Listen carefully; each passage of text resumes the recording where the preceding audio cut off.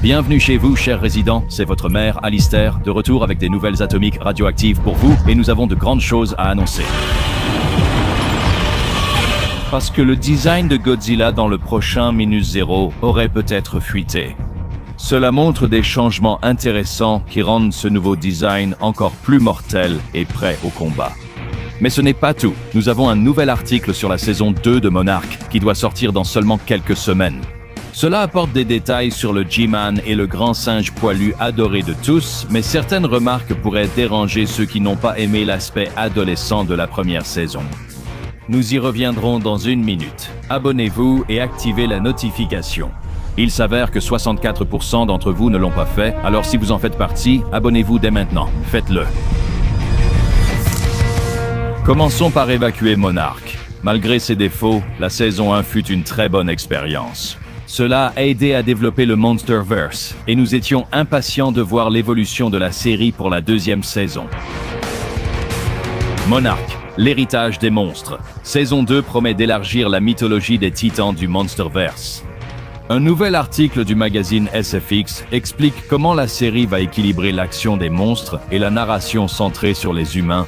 Alors que la saison 1 a divisé certains fans par son accent sur le drame, l'article indique que la saison 2 reste centrée sur les titans, leurs origines, leur impact et les conséquences des actions humaines pour les comprendre et les contrôler. L'article confirme surtout la place de la saison 2 dans la chronologie du Monsterverse. L'intrigue suit les événements de Monarch saison 1 en 2015 mais précède Godzilla, roi des monstres en 2019. La série se passe donc en 2017, quand le monde connaît les titans depuis le G-Day, mais ils ne sont pas encore une menace mondiale permanente. Monarch poursuit ses recherches en pensant pouvoir documenter, classer et anticiper ces créatures, une vision que le Monsterverse a souvent montrée comme trop optimiste. La saison 2 garde la structure à double chronologie, avec des flashbacks en 1957 sur les premières expéditions de Monarch en Amérique du Sud. Avec Lee Sho Keiko et Bill Randa, je suis ravi de leur retour car ils étaient les meilleurs de la saison 1. Ces séquences sont importantes non seulement pour le développement des personnages, mais aussi pour enrichir la mythologie des titans. Selon l'article, ces premières missions ont forgé l'approche de Monarch sur le secret et le confinement, montrant que les échecs actuels viennent de ses premiers contacts avec les titans. Et grâce à cela, nous pouvons en apprendre davantage sur le Monsterverse et ses titans dans leur ensemble, y compris la toute dernière créature ajoutée à la liste des titans.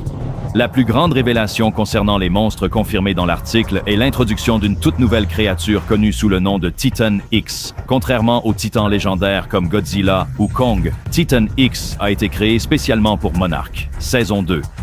La productrice Tori Tunnell explique que la créature a été conçue pour paraître réaliste et biologiquement plausible, avec des mouvements et un comportement inspirés d'animaux réels.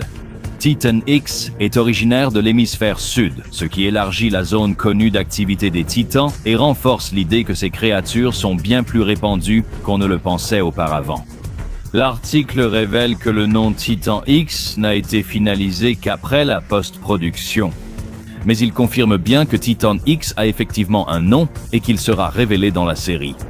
Godzilla et Kong reviendront aussi dans la saison 2, mais les fans ne doivent pas s'attendre à les voir tout le temps à l'écran. L'article note que les deux titans sont employés avec parcimonie et délibération, agissant plus comme des forces menaçantes que comme des personnages classiques. Ce qui, je suppose, est similaire à la façon dont ils étaient dans la saison 1. L'absence de certaines intrigues vise à renforcer leur statut de forme de vie dominante, influençant le monde même hors écran. Cette approche correspond à l'objectif de Monarch, axé sur la création d'un univers plutôt que sur la surenchère de spectacles. Les fans du G-Man et du Grand Singe pourraient être déçus de leur absence. L'article évoque aussi les inquiétudes de certains fans sur l'importance du drame humain dans la saison 1. La productrice Tori Tunnell affirme que Monarch valorise ses personnages pour renforcer l'impact des titans et non détourner l'attention d'eux. Les récits humains illustrent comment les rencontres avec les titans brisent les familles, bouleversent les institutions et laissent des cicatrices psychologiques. Cela peut aussi te pousser à tromper ta petite amie. La saison 2 aurait un meilleur équilibre. Même si les relations humaines comptent, l'article indique que l'urgence narrative prime et dépend surtout des titans. Cela répondrait aux critiques sur la saison, un jugé trop centré sur les intrigues secondaires au détriment des monstres. Cependant, ceux qui voulaient voir des personnages ou intrigues supprimés pourraient rester sur leur faim. Déçus, car la saison 2 de Monarch continue de plonger dans les relations familiales et le drame des personnages. L'article souligne aussi l'alignement intentionnel de la série avec les films du Monsterverse. Monarch est conçu pour s'intégrer entre des événements établis, ajoutant du contexte sans contredire la mythologie. Pour les fans des Titans, la saison 2 enrichit l'univers et la mythologie à l'approche du point de rupture vu dans Godzilla. J'espère que le roi des monstres sera évoqué en saison 3. L'article du magazine SFX décrit la saison 2 de Monarch comme une correction partielle et une suite. Les Titans dominent désormais le récit. Titan X enrichit le bestiaire du Monsterverse, tandis que Godzilla et Kong accentuent la menace.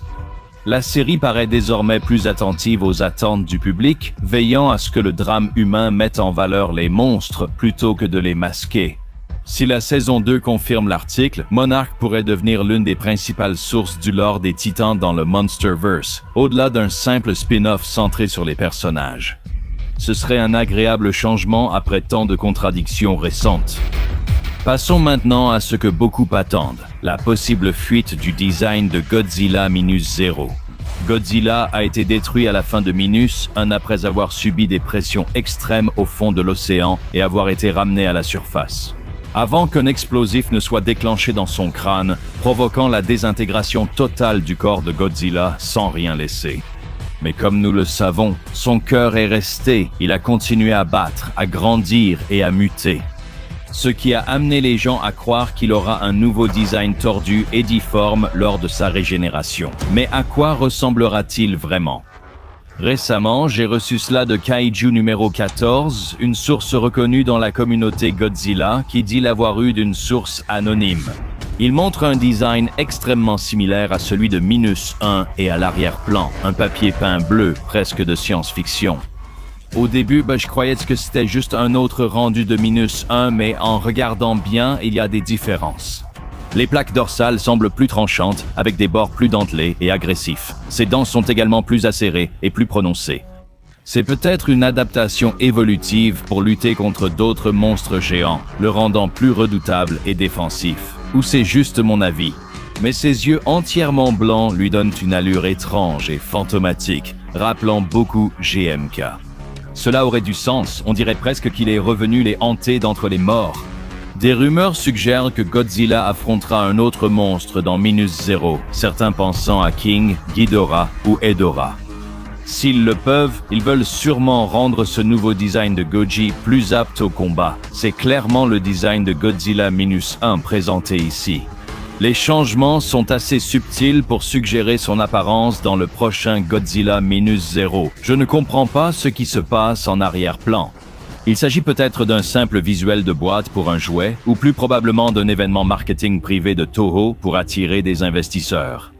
Nous avons déjà vu ce genre de choses par le passé, donc cet arrière-plan pourrait faire partie d'une affiche d'entreprise plus grande. Dans tous les cas, le design est cool, même s'il ressemble plus au premier design que ce que j'aurais souhaité. Mais si le design fonctionne, il n'y a pas besoin de le changer radicalement, donc ça me va. Monarch sort dans seulement quelques semaines et Godzilla Minus Zero sortira en novembre. Avec la sortie de Supernova cette année, les fans de Godzilla auront une année chargée. Quelle annonce avez-vous préférée? Dites-le nous en commentaire. N'oubliez pas de vous abonner et d'activer la cloche de notification. Pour rejoindre Dangerville, c'était Alistair. À la prochaine vidéo, chers habitants.